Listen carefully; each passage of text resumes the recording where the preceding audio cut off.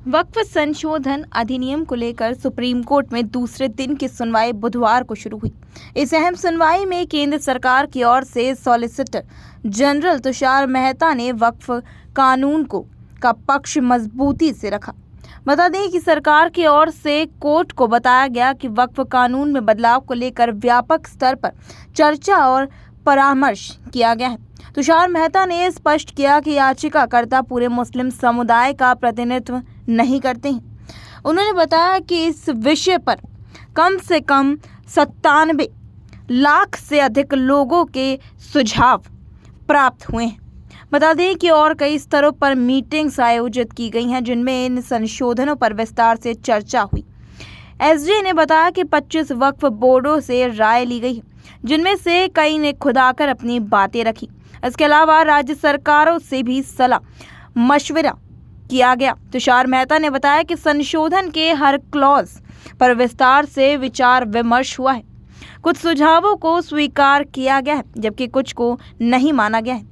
सुनवाई के दौरान न्यायमूर्ति BR गवई ने सवाल उठाया कि उनका तर्क है कि इस मामले में सरकार अपना दावा खुद तय करेगी। इस पर एसजे मेहता ने कहा कि ये बात सही है कि सरकार खुद के दावे की पुष्टि नहीं कर सकती। शुरुआती बिल में कहा गया था कि कलेक्टर फैसला करेंगे। आपत्ति है कि ये कलेक्टर अपने मामलों में न्यायाधीश होंगे, इसलिए JPC ने सुझाव दिया कि कलेक्टर के अलावा किसी को नामित अधिकारी बनाया जाए।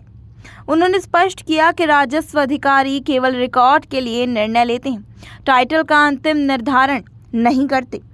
एसजे मेहता ने कहा कि सरकार जमीन को सभी नागरिक के ट्रस्टी के रूप में देखती है। वक्फ उपयोग के आधार पर होता है, यानी वह जमीन किसी और की है लेकिन उपयोग में लंबे समय तक प्रयोग किया गया है। बता दें कि यही प्रावधान धारा 3C के अंतर्गत किया गया है। सरकार ने यह भी कहा कि संयुक्त संसदीय समिति ने इस विधेयक को लेकर गहन चर्चा भी हुई है।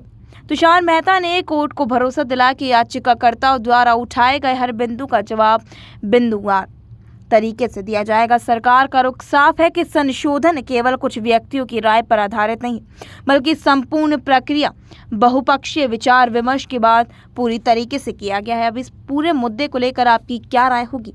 क्या वक्फ अधिनियम मुसलमानों के विपक्ष में है या ये बोलें कि समर्थन में नहीं? इस पूरे मुद्दे को लेकर आपकी क्या राय है? हमारे साथ कमेंट सेक्शन में ज़रूर साझा करें और ऐसे ही देश दुनिया की तमाम खबरों से जुड़े रहने के लिए बने रहिए हमारे साथ नेक्स्ट 9 पॉलिटिकल बाइट पर।